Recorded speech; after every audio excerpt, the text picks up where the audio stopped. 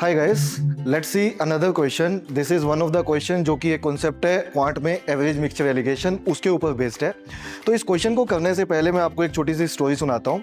मतलब मेरे घर पे दो टाइम पे दूध वाला आता है, एक सुबह आता है, एक शाम में आता है। वो दोनों ही बहुत ईमानदार है और वो बोलते हैं जो सुबह सुबह आता है कि सर जो मिल्क मैं दे रहा हूँ, पहला दूध वाला कहता है जो मिल्क मैं दे रहा हूँ उसमें 90% मिल्क है। व्हाट डज इट मीन कि जो मिल्क आप मुझसे ले रहे हैं उसमें 90% मिल्क है और बाकी पानी है। मैंने कहा ईमानदार बंदा है, हम ले लेते हैं।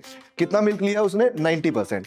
जो शाम में आता है वो कहता है कि इसमें 80% मिल्क है और बाकी पानी है। हमने कहा ये भी ईमानदार बंदा है, हम इससे भी ले लेते हैं। अब हम क्या करते हैं, 90% वाला मिल्क एक अलग कंटेनर में निकलवाते हैं और 80% वाला मिल्क एक अलग कंटेनर में निकलवाते हैं और दोनों को एक ही कंटेनर में मिक्स कर देते हैं। अब आप मुझे इतना बताइए, अगर एक 90% वाली चीज़ को एक 80% वाली चीज़ के साथ मिक्स करूंगा तो जो मिक्सचर बनेगा उसके अंदर कंसंट्रेशन मिल्क की कितनी होगी? कैन वी से कंसंट्रेशन जो मिल्क की निकल के आएगी वो पक्का 80% से तो ज़्यादा होने वाली है और 90% से कम होने वाली है। आप सोच के देखो, अगर 90% से ज़्यादा हो जाती है तो उस केस में मतलब फिर तो सारे दूध वाले यही काम करते हैं। और अगर 80% से कम हो जाती है तो कैन वी से उनको मिक्स करने का फ़ायदा ही क्या है? तो इतना तो अपने को समझ में आता है कि कहीं ना कहीं जो एवरेज बनेगी वो 80 और 90 के बीच में बनेगी। कितनी है ये नहीं पता, तो दोनों को मिक्स करके 80 और 90 के कहीं ना कहीं बीच में वैल्यू आने वाली है।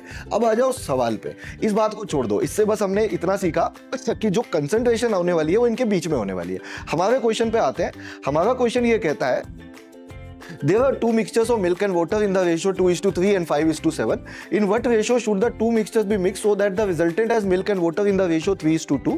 तो एक चीज पे फोकस करना है, या तो मिल्क पे या वाटर पे, एक चीज पे करते हैं। सबसे पहले हम मिल्क पे करते हैं। तो मुझे बताइए पहले वाले में मिल्क कितना है? तो आप कहेंगे पहले वाले में जो मिल्क है सर वो 2 है ना। पहले वाले में मिल्क जो है वो 2 है और टोटल कितना? 5 है। 2 + 3 टोटल कितना? 5 है। तो पहले वाले पे अगर मैं फोकस करूं तो पहले वाले मिक्सचर में जो मेरा मिल्क है वो 2 है आउट ऑफ 5, और इसे परसेंटेज में निकालूं तो इनटू 100 करें तो ये वैल्यू हमारी 40% आती है। तो मैं ये बोल सकता हूं पहले वाले मिक्सचर में जो मिल्क की कंसंट्रेशन है वो 40% है। ऐसे ही अगर दूसरे वाले पे आता हूं, दूसरे वाले में अगर मैं मिल्क देखूं तो इसका रेशियो है 5:7। तो मिल्क यदि 5 है, दूसरे वाले मिक्सचर में मिल्क यदि 5 है तो टोटल हो गया 5 + 7 कितना हो गया? 12 हो गया। तो 12 से मैं डिवाइड कर दूंगा, इनटू 100 करूंगा और इसको यदि मैं पूरे को काटता हूं तो ये बन जाएगा आपका 4 से कटेगा तो ये वैल्यू 25 और 4 से काटोगे तो ये 3, 125/3 and this value ultimately comes out to be 41.66%। तो आप मुझे इतना बताओ, एक पहले वाला जो मिक्सचर है उसमें मिल्क है 40% और जो दूसरे वाला है उसमें 41.66%। तो दोनों को मिक्स करके कितने वाला आने वाला है? पहले तो उसको छोड़ दो, आप जो गिवन है, इन दोनों को मिक्स करूंगा तो एक बात तो पक्की है कि जो कंसंट्रेशन आने वाली है मिल्क की वो 40 और 41.66% के बीच में आने वाली है। हमें नहीं पता कितनी है बट इनके बीच में आनी चाहिए। क्यों? क्योंकि पॉसिबल ही वही है। बट अब आ जाओ रिजल्टेंट पे। रिजल्टेंट में क्या रेशियो दिया हुआ है अपने को? रिजल्टेंट में रेशियो दिया हुआ है 3:2। तो उसमें अगर मिल्क मेरा 3 है तो टोटल मेरा कितना हो जाएगा? 5 हो जाएगा। तो मिल्क अगर मेरा 3 है तो टोटल कितना हो जाएगा? 5 हो जाएगा। तो कैन वी से उसमें जो कंसंट्रेशन बनेगी वो 3/5 × 100 बनेगी।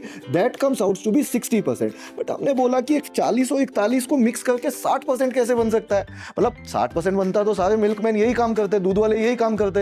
मतलब ये तो मैजिक हो गया, ये तो जादू हो गया। ऐसा पॉसिबल नहीं है। तो ऐसा पॉसिबल नहीं है तो हमने कहा पॉसिबल तो ये है कि 40 और 41 के बीच में हो। जैसे पॉसिबल तो यहाँ पे ये था कि 80 और 90 के बीच में हो, तो ये तो पॉसिबल ही नहीं है। तो हम आंसर क्या लगाएंगे? This is impossible. अब आप कहेंगे दिस इज इम्पॉसिबल ऑप्शन में नहीं है सर। तो अगर दिस इज इम्पॉसिबल ऑप्शन में नहीं है तो आंसर ऑप्शन क्या लगेगा? None of this. वैसे इसका आंसर होना चाहिए दिस इज इम्पॉसिबल, तो वो ऑप्शन में नहीं था तो हम कहेंगे इसका आंसर क्या बनेगा? नन ऑफ दिस बनेगा।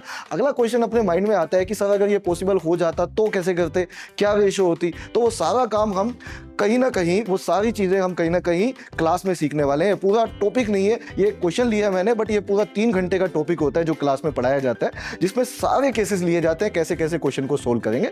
But as far as today video is concern, I am sure जो बात आज के वीडियो में रखने वाले थी वो मैंने पूरी इस वीडियो में रख दी है और ये क्वेश्चन अच्छे से समझ में आया होगा आप लोगों को। तो फिलहाल इसका आंसर होगा this is impossible. Answer option D would be the answer of this question. तो इन वीडियोस को लाइक और शेयर करना बिल्कुल मत भूलिएगा और अगर कोई भी डाउट है, कोई भी आपको दिक्कत आती है क्वेश्चंस को करने में तो आप कमेंट में जरूर बताइएगा। आपके डाउट्स को हम सोल्व करने के लिए हमेशा तैयार हैं।